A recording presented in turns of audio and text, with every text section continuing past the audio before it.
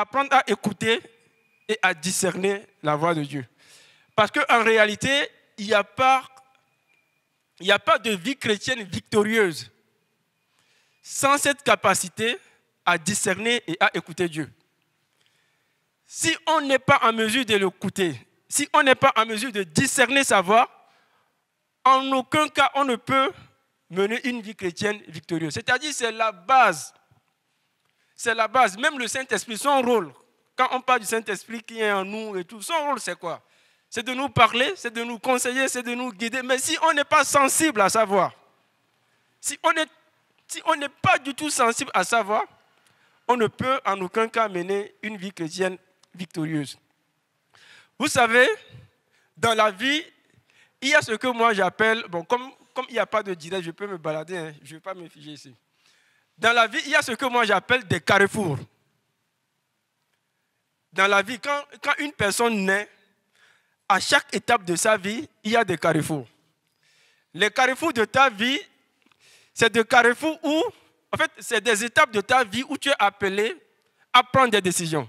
Donc, il y a plusieurs carrefours dans la vie.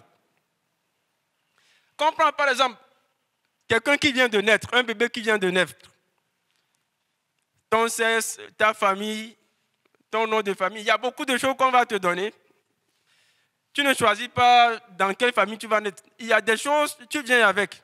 Mais dès que tu nais, à partir d'un certain moment, il y a des décisions que tu dois prendre, arriver à certains carrefours de ta vie. C'est des carrefours où il y aura plusieurs chemins devant toi, où tu seras obligé de choisir un chemin. Et ce qui peut te faciliter la tâche ou bien te guider, c'est quand tu es sensible à la voix de Dieu. Et ça commence depuis quand on prend quelqu'un qui vient de commencer l'école. Déjà avec le BFM, tu finis BFM, on dit tu vas aller au lycée. Vous savez que ce que tu prends comme filière au lycée, ça te poursuit. Si tu dis, moi je vais faire la série littéraire, ça définit en même temps le type de travail que tu peux faire plus tard. Quand tu dis série scientifique, ça définit le type de travail que tu peux faire plus tard. Ça, par exemple, c'est un carrefour. Déjà au lycée, hein, je ne parle pas encore des grands. Au lycée, déjà, tu te retrouves déjà à un carrefour de ta vie où tu dois faire un choix. Après le bac, quelle filière je vais faire? Parce que les filières qu'on minimise déterminent ce que tu feras comme travail dans ta vie, tout le reste de ta vie. C'est une partie de ta vie qui est très importante. Voici aussi un carrefour de ta vie où tu dois décider. Tu finis ta formation. Où est-ce que je vais travailler? Dans quel pays je vais habiter? Dans quelle industrie je vais travailler? Un autre carrefour de ta vie où tu dois prendre une décision.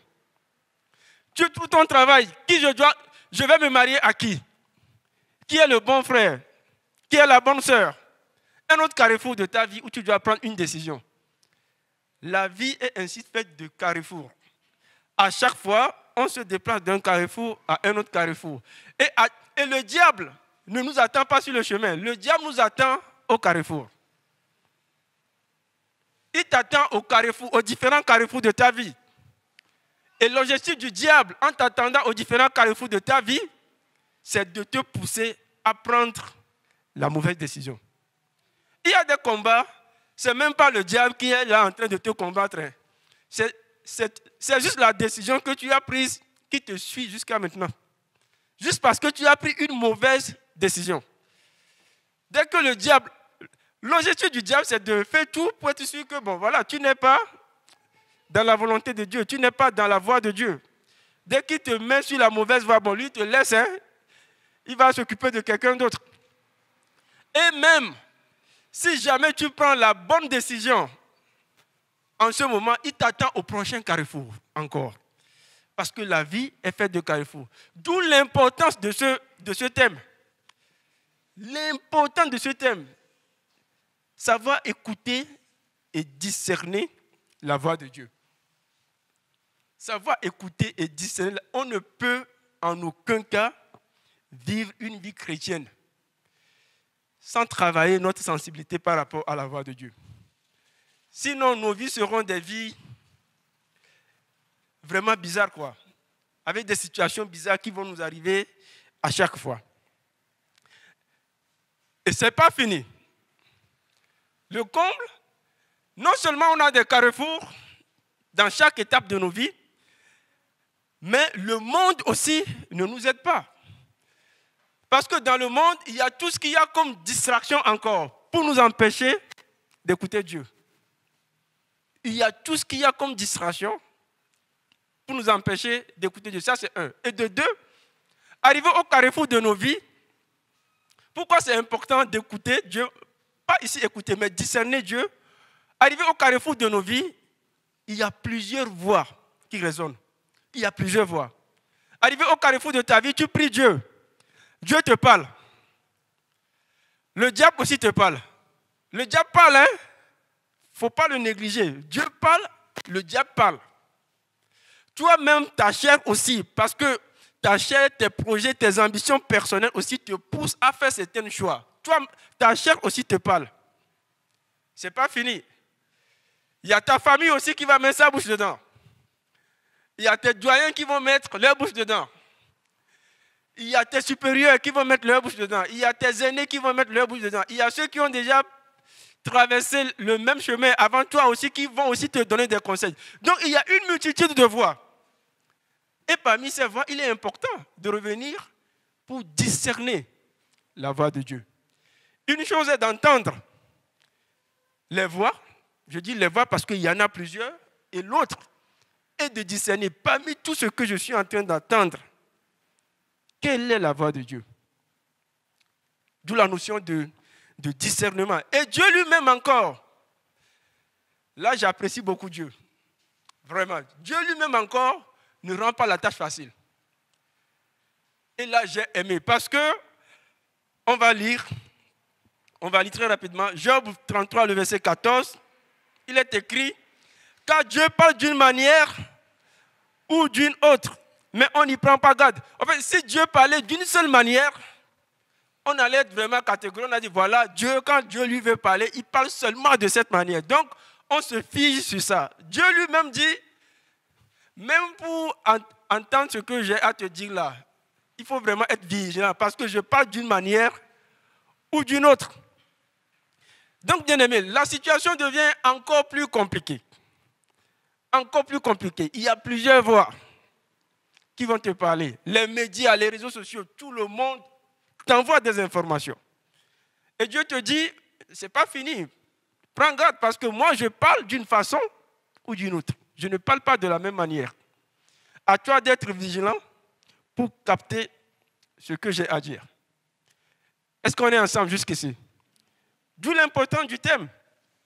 Apprendre à écouter et à discerner la voix de Dieu. Alors nous allons traiter notre premier point, comment comprendre comment Dieu parle. Nous devons d'abord comprendre comment Dieu parle. Il faut comprendre comment Dieu parle. Comme je l'ai dit dans Job 33, le verset 14, Dieu parle d'une manière ou d'une autre. Et nous n'y prendrons pas garde. C'est-à-dire, le problème, ce n'est pas que Dieu ne parle pas. Dieu parle. Peut-être que tu es en train de prier pour quelque chose depuis et Dieu a répondu depuis et toi tu continues à prier. Parce que tu n'as pas su discerner sa voix. Alors, quelles sont les différentes manières que Dieu utilise pour nous parler? Dieu parle par sa parole. En parlant de la parole, je parle de la Bible. Dieu parle à travers sa parole. C'est-à-dire à travers la lecture de la Bible. Psaume 119, le verset 105 nous dit,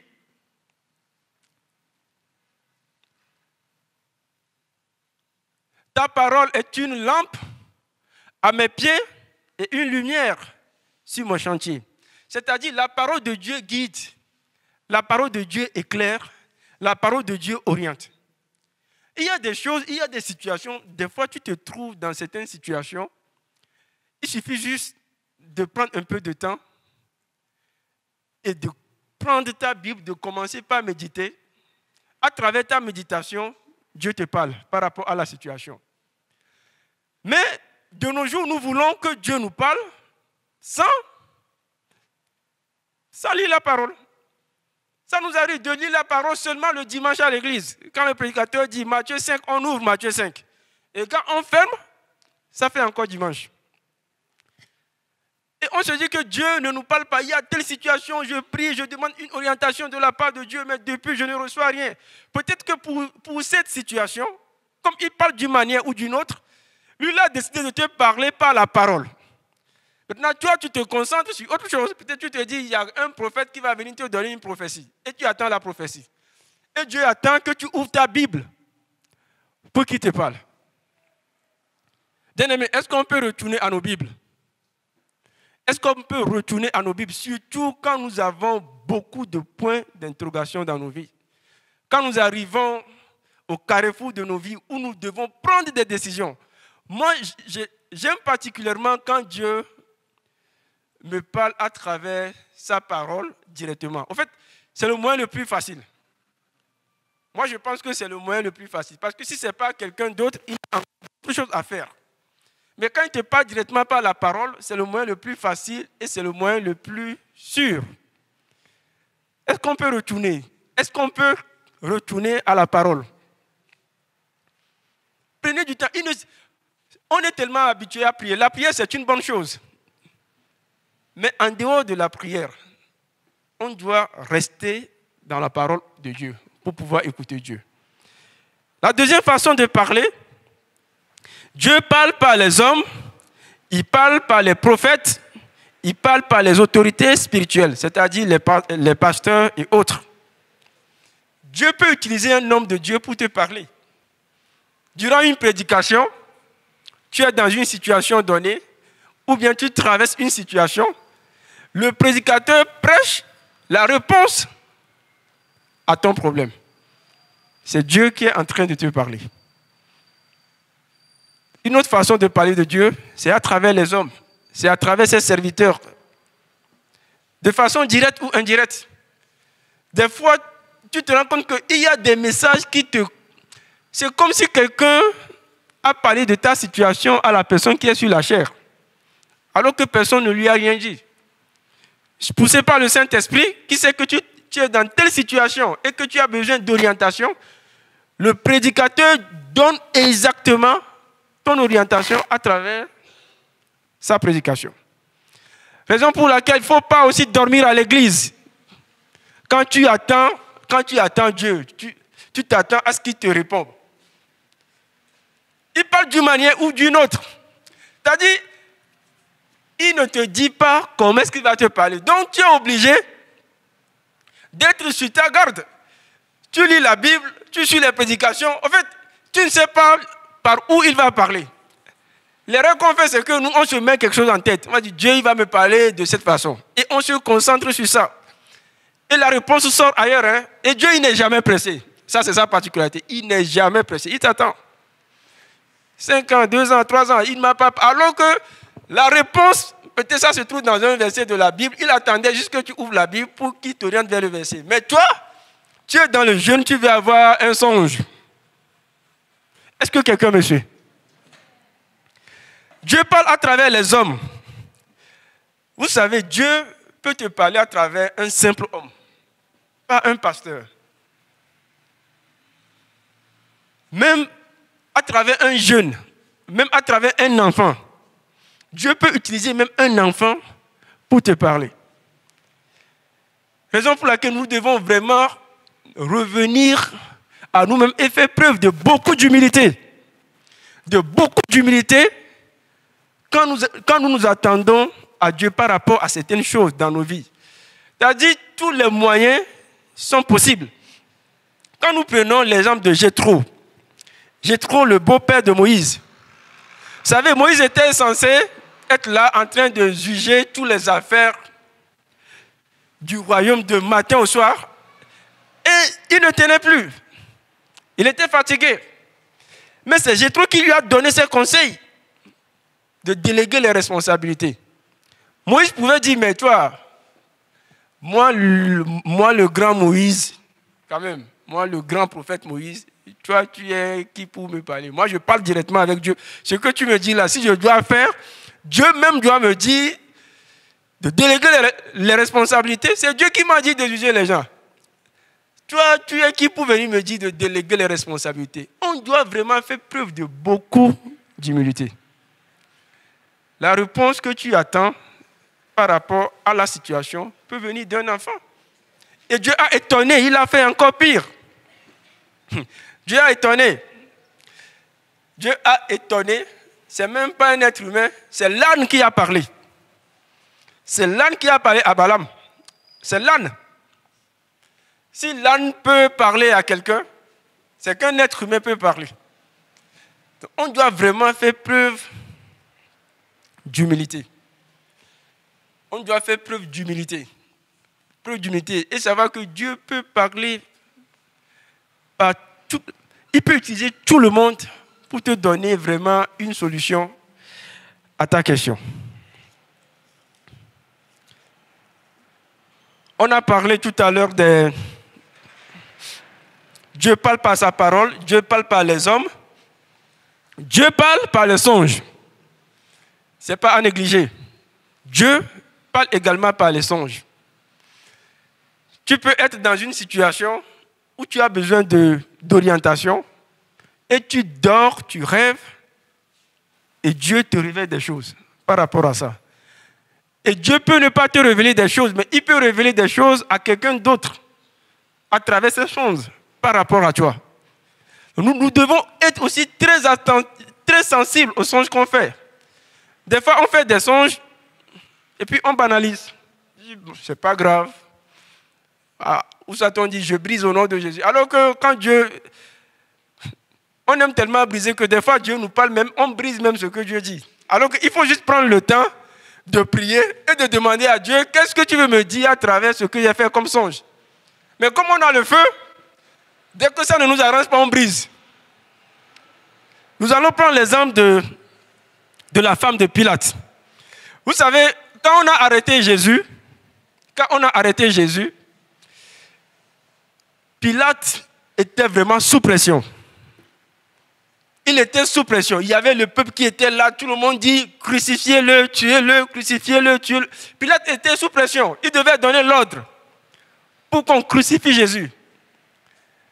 Mais qu'est-ce qui a aidé Pilate? C'est sa femme.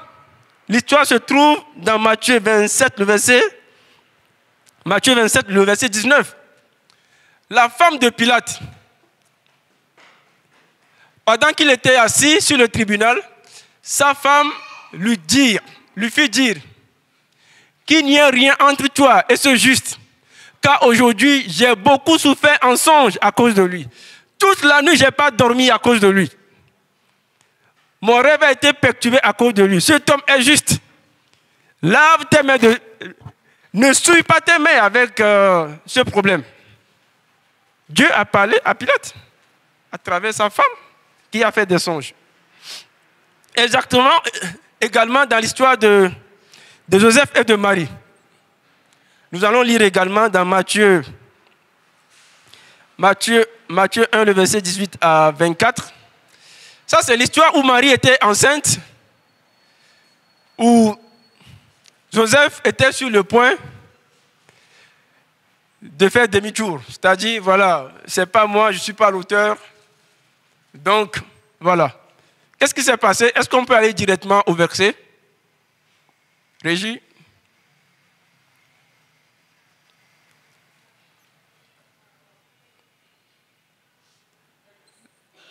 Verset 17.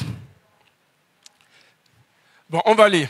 Voici de quelle manière arriva la naissance de Jésus-Christ. Marie, sa mère ayant été fiancée à Joseph, se trouvant enceinte par la vertu du Saint-Esprit. Joseph, son époux, qui était un homme de bien et qui ne voulait pas la diffamer, se proposa de rompre secrètement avec elle. Comme il y pensait, un ange du Seigneur lui apparut en songe et dit, c'est-à-dire il était sur le point de prendre la mauvaise décision. Il était sur le point de prendre une mauvaise décision. Et l'ange lui apparut en songe et lui dit, Joseph, fils de David, ne crains pas de prendre avec toi Marie, ta femme, quand l'enfant qu'elle a conçu vient du Saint-Esprit. Et ce n'est pas la première fois que l'ange parle à Joseph en songe. Nous allons relire encore dans Matthieu 2, le verset 19 à 23. Là, Jésus était déjà né et sa vie était menacée.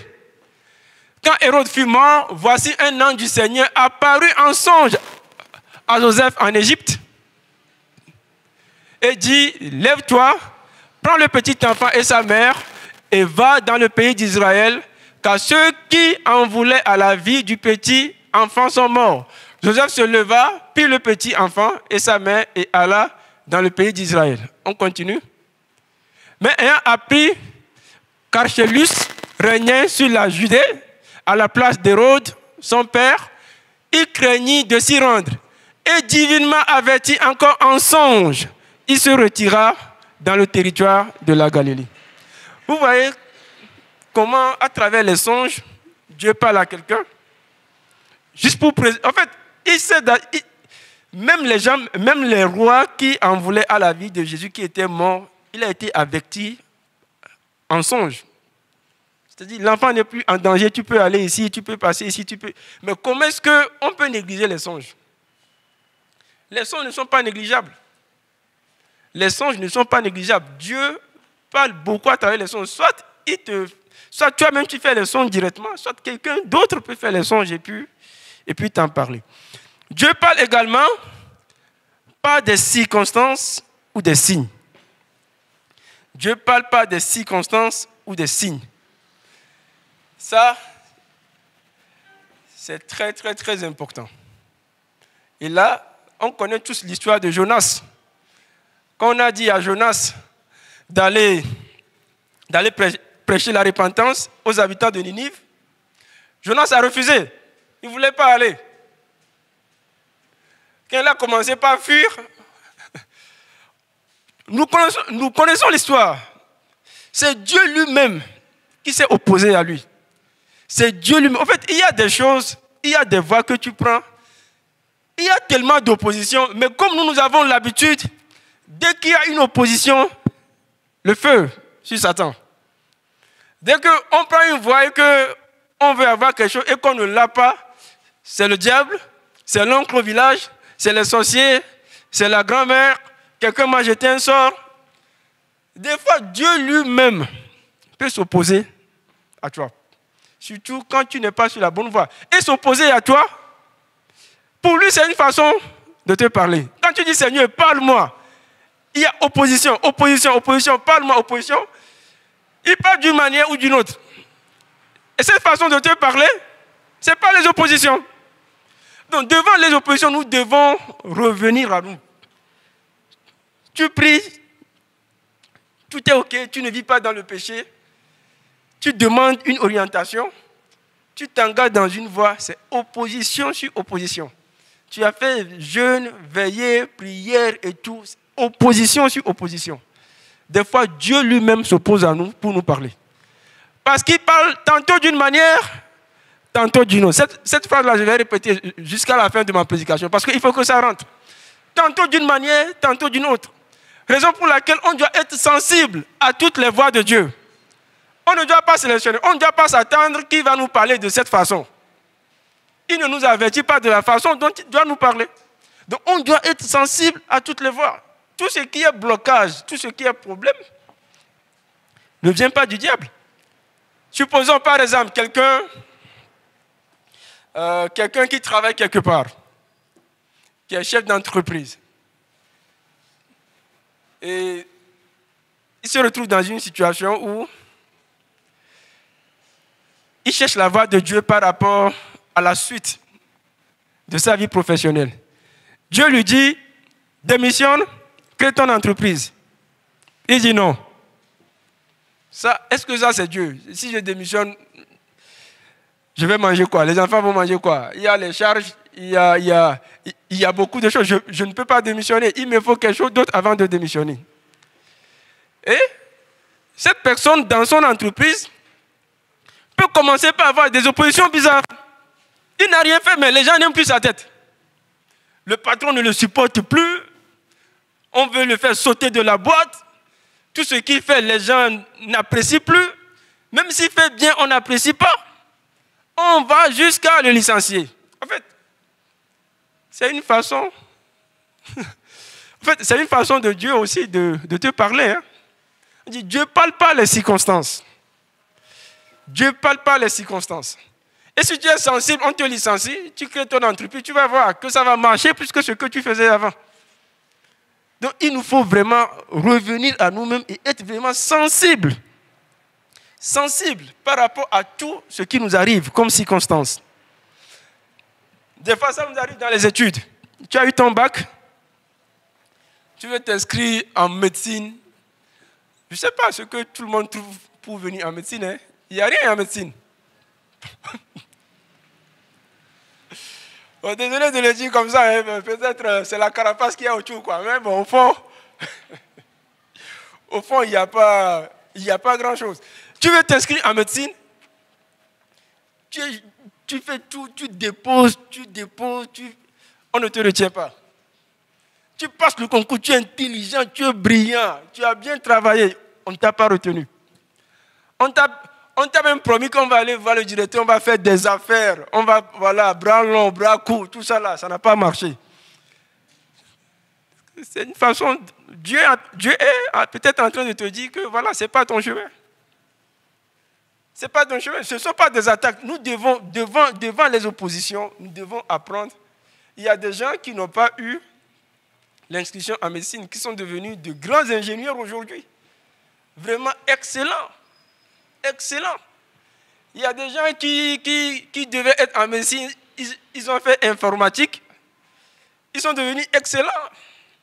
Ils sont dans les pays en train de travailler avec l'intelligence artificielle, d'inventer des applications, de faire des choses extraordinaires. Dieu parle tantôt d'une manière, tantôt d'une autre. Je vais donner le témoignage d'un pasteur que j'apprécie beaucoup, le pasteur Olympe. Le pasteur Olympe, je l'apprécie pour beaucoup de choses. Le pasteur Olympe était venu au Sénégal pour étudier l'infirmerie. Il s'est inscrit et il a fait ses 3 ans. Hein. Il a fait ses 3 ans, première année, deuxième année, troisième année d'infirmerie. Il a eu le diplôme de l'école. Maintenant, ça restait le diplôme d'État. Bon, pour les infirmiers, il faut le diplôme d'État. C'est le diplôme d'État qui ouvre les portes. Le pasteur Olympe, on échangeait. Donc, il avait des primes. Il dit, bon, tu sais, dès que moi j'ai le diplôme d'État, je vais aller jusqu'en doctorat en infirmerie. Je vais aller au Canada pour aller faire ci. Après revenir, changer des trucs au Bénin. Il avait détaillé son programme. Moi-même, j'étais impressionné, quoi. J'ai dit, hey, Olympe, tu as ambition, hein? Mais c'est une bonne chose. Il va à l'examen. Olympe travaille bien. Il est très intelligent. Il va à l'examen. Il échoue. Ce que je vous dis là, il a témoigné devant la chaire ici. Hein. C'est lui-même qui a témoigné. Il va à l'examen, il échoue. En fait, comme c'est un homme de Dieu, alors qu'avant de venir, il a prié. Hein. En fait, c'est un homme de Dieu. Il lit la Bible. Il prie. Olympe prie. Olympe lit la Bible. Il jeûne. En fait, Dieu a décidé de lui parler à travers les circonstances. Il n'y a pas un prophète qui est venu lui parler. Hein. Il n'a pas lu un verset dans la Bible qui correspond à sa situation. Dieu pouvait dire, mon serviteur Olympe, tu n'es pas appelé à ça, va ici directement. Non. Dieu a dit, pour Olympe, je le laisse avancer, je vais lui parler à travers des circonstances. Et ce sont des examens de 3e année. Je l'attends en 3e année. Circonstances. Il parle tantôt d'une manière, tantôt d'une autre. Et il a témoigné ici. Heureusement, lui, il est sensible à l'esprit. Dès que c'est arrivé, il savait que c'est Dieu qui l'appelait. Il savait qu'il devait aller servir Dieu. Il pouvait continuer par insister. C'est les vaudous du Bénin qui ont fait que ça n'a pas marché. Je vais envoyer le feu sur les vaudous du Bénin. Je vais repasser le concours encore. Non. Il a compris qu'il a été appelé par Dieu. Il s'est retiré. Il est allé faire son étude pastorale. Et regardez actuellement ce qu'il est en train de faire au Bénin. Moi, je le suis sur sa page. Ils vont de lieu en lieu. Prêcher la bonne nouvelle, faire des projections, prier pour des gens. Alors que le diable voulait l'enfermer quelque part, faire des pansements, injection, respirer des mauvaises odeurs. C'est pourquoi je dis, bon, la santé là, mais je ne sais pas pourquoi les gens sautent pour ça, quoi. Dieu parle tantôt d'une manière, tantôt d'une autre. Je peux prendre l'exemple. Il y a quelques jeunes filles qui sont parmi nous. Ça peut arriver, tu es jeune. Jeune fille, qu'il fallait, tu veux te marier. L'homme, voilà. En fait, souvent, ces trucs de mariage-là, avant même de s'approcher de Dieu, bon, on a quelqu'un, hein. Le cœur bat toujours pour quelqu'un avant d'aller pour dire Dieu, est-ce que c'est lui ou bien est-ce que c'est pas lui? On est toujours dans quelque chose. Mais il y a aussi des gens, il y a des cas exceptionnels. C'est-à-dire, tu vois la sœur, tu vois le frère. Le frère t'a parlé, tu es avec la sœur. Mais tu te dis, Seigneur, est-ce que c'est la bonne personne? Parle-moi. Tu vas chez la sœur un jour, elle est en train de tabasser sa maman et de l'insulter. Mais mon frère, Dieu t'a parlé, qu'est-ce que tu veux encore? Est-ce que c'est la bonne... Mais Dieu parle à travers les circonstances. Dieu t'a parlé.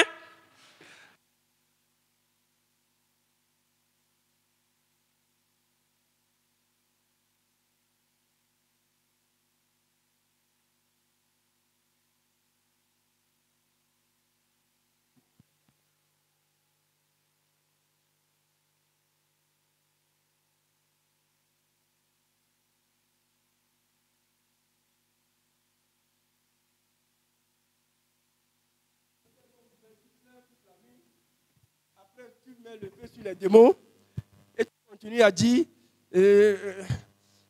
l'esprit est dispo. L'esprit est dispo, mais la chair est faible. Donc c'est normal si le frère est tombé, je vais prier pour sa repentance. Il va donner sa vie à Jésus, on va se marier. Et après le mariage, c'est comme ça qu'il va te tromper dans le couple jusqu'à la fin de ta vie. Parce que Dieu t'a parlé, mais tu n'as pas écouté. Tu n'as pas été sensible à la voix de Dieu. Est-ce que quelqu'un me suit? On tend vers la fin. Maintenant, nous avons vu comment Dieu parle.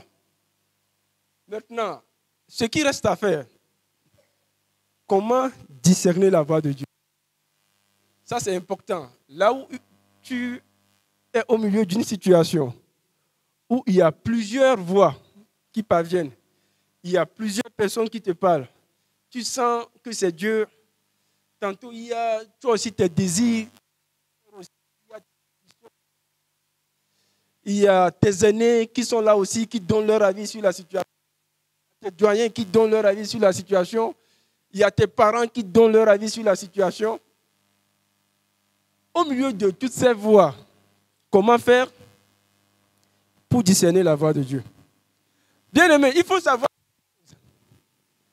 Dieu parle à travers les hommes, Satan aussi parle à travers les hommes. Ah ouais, il y a des gens qui sont très... De toute façon, on dit, soyez, rendez-vous disponible ou bien au Saint-Esprit. Disponible pour le diable. Hein? Le diable les utilise. Parle à travers les hommes. Et souvent, les hommes, s'il veut te dérouter, il va cibler quelqu'un qui t'est proche.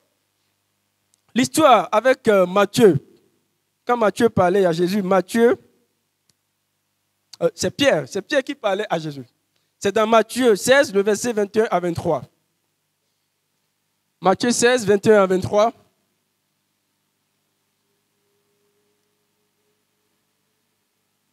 Régie, on va faire votre délivrance. Hein?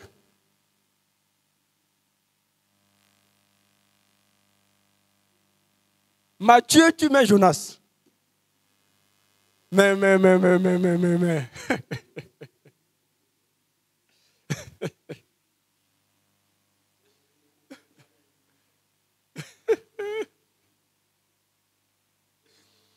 Qui peut lire? La personne qui trouve peut lire. Hein? Matthieu 16, bon, moi-même je vais lire ici, comme vous traînez. Matthieu 16, 21, voilà, à partir de 21. Dès lors, Jésus commença a fait connaître à ses disciples qu'il fallait qu'il allait à Jérusalem, qu'il souffrit beaucoup de la part des principateurs et des scribes, et qu'il fut mis à mort, et qui ressuscita le 3e jour. 22.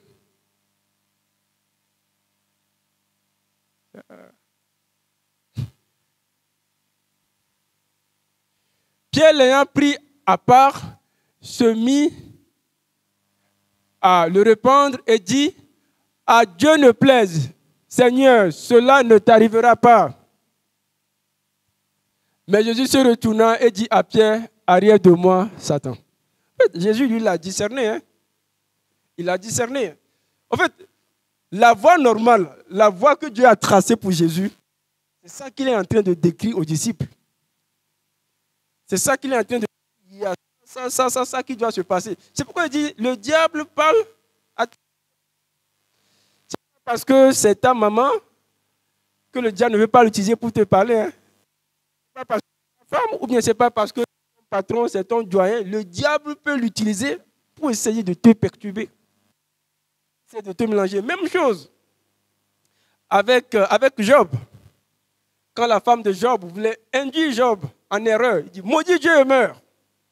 Maudit Dieu et meurt. Job savait que ça, ce n'est pas de Dieu.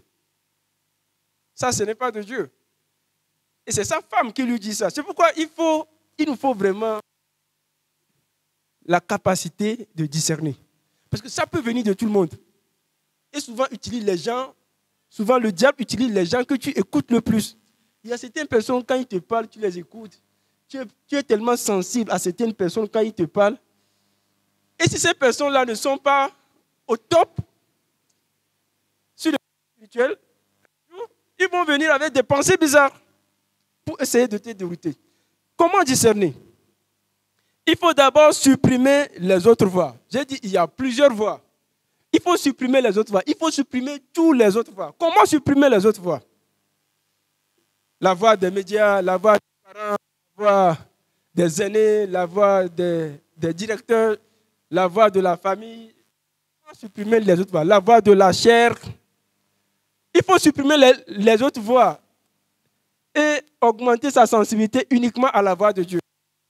On supprime les autres voies en se retirant dans la présence de Dieu. C'est là où les gens disent, je suis au carrefour de ma vie, je dois prendre une décision très importante. Et il y a plusieurs voies, il y a plusieurs options, il y a plusieurs choses qui se disent. Il me faut me retirer pour aller dans la présence de Dieu. Et quand tu te retires, tu te retires pour prendre un temps avec Dieu. Et durant ce temps, on éteint le téléphone. L'oncle ne va pas appeler, le directeur. En fait, les gens qui sont là à t'appeler, à te donner des idées, à parler, tu coupes tout le monde. Tu supprimes une bonne partie des voix. Tu te mets en jeûne et prière. Si tu te mets en jeûne et prière, la voix du moi et de l'orgueil, tu le coupes aussi. Et tu deviens sensible uniquement à la voix de Dieu. Raison pour laquelle vous allez voir dans l'Ancien Testament, les prophètes, ils allaient où? Ils allaient sur la montagne. Pour entendre Dieu, ils allaient sur la montagne. Sur la montagne, il n'y a que les et Dieu. Tous les autres trucs qui se passent en bas là-bas, ils ne sont plus concernés. Parce que ça, tout ce qui se passe autour de nous quand nous sommes parmi les gens, c'est plusieurs voies, c'est des voies de distraction. Entendre Dieu, pour mieux discerner sa voix, dans certaines situations, il est mieux de se retirer. De supprimer les autres voies externes et de se concentrer uniquement sur la voix de Dieu. Deuxième étape, pour discerner la voix de Dieu parmi plusieurs voies, il faut rechercher la confirmation de la parole dans les Écritures. Ce n'est pas parce qu'on t'a dit que Dieu a dit que Dieu a dit. La parole de Dieu, c'est comme un détecteur de faux biais. Hein? C'est comme ça que moi je l'appelle, un détecteur de faux biais.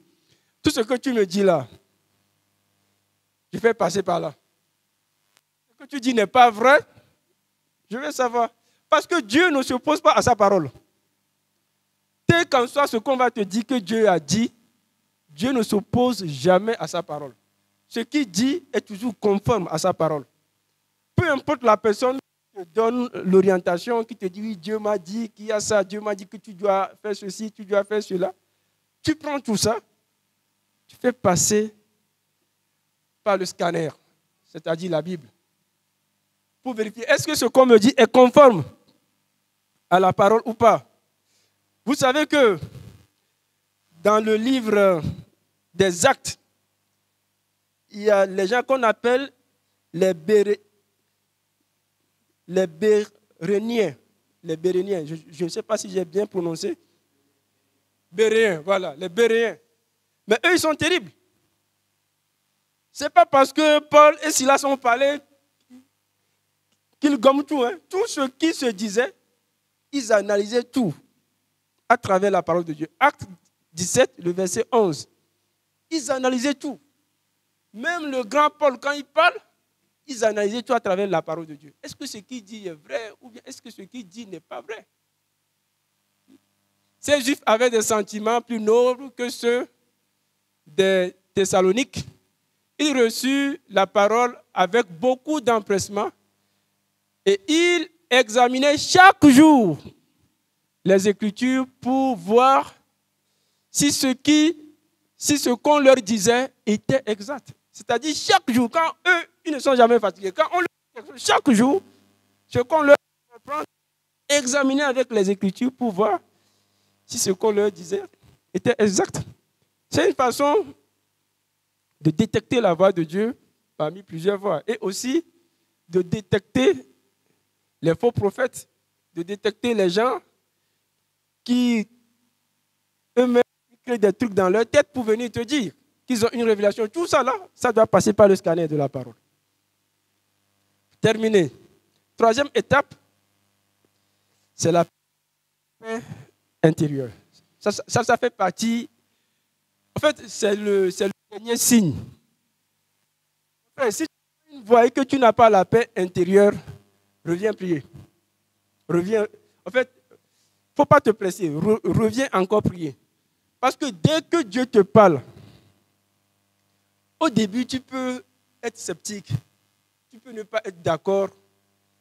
Tu peux être gêné. Mais dès que tu t'engages et que tu as la paix intérieure, souvent c'est une confirmation que tu es sur la bonne voie. C'est une confirmation. Là, on est en train de parler de discerner. C'est une confirmation que tu es sur la bonne voie. Si tu es sur une voie où tu as la paix, même si tout le monde te dit que c'est ça la voie et que tu n'as pas la paix, tout le monde te dit c'est ce que tu dois faire. Mais quand toi-même tu te vois dans ce qu'on te dit de faire, tu n'as pas la paix. Ce n'est pas parce que tout le monde dit que c'est la voie de Dieu. Ce qui pour la voie de Dieu, c'est quand tu as la paix intérieure, quand tu t'engages dans ce que tu fais. Et quand tu as la paix intérieure, même si tout le monde est contre ton idée, dès que tu as la paix intérieure, reste tranquille. Reste tranquille. C'est un signe clé. C'est un signe clé qui te confirme que ça, c'est Dieu qui est en train de te parler et que tu es sur le bon chemin. Comme le dit Philippiens 4, le verset 6 à 7.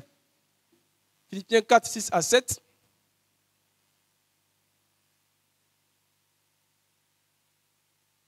Ne vous inquiétez de rien. En toute chose, faites connaître vos besoins à Dieu par des prières et des supplications avec des actions de grâce. Et la paix de Dieu, qui surpasse toute intelligence, gardera vos cœurs et vos pensées en Jésus. La paix de Dieu. La paix de Dieu. Ça, tu n'as même pas besoin d'aller faire des temps de jeûne. C'est une question de paix intérieure. C'est-à-dire, tu prends la décision et puis tu es tranquille. Les gens sautent autour de toi, les gens te menacent, les gens te disent des trucs, mais tu as une paix. En fait, de la même façon que tu as une paix vraiment extraordinaire, tu dois être aussi imperturbable. De la même façon dans ta décision. Tu ne recules pas. Parce que tu as la paix de Dieu, tu as la tranquillité, tu sais que c'est Dieu qui t'a parlé. Est-ce qu'on peut prier?